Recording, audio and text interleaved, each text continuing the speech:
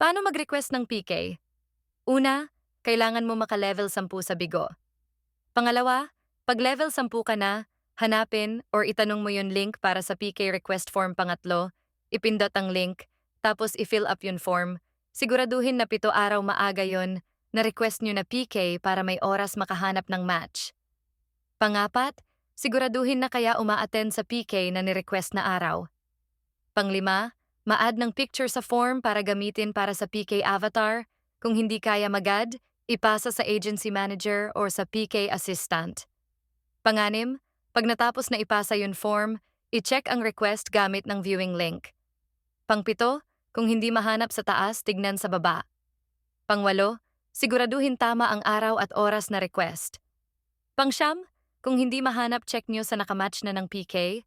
Ibig sabihin, may nakamatch na ng PK sa'yo. Hintayin na lang yung avatar nyo sa PK. Kung 3 araw wala pa i-message ang agency manager o PK assistant pang 10, pwede nyo i-check sa encoded PK kung naka-encode na yung PK nyo sa system ng bigo.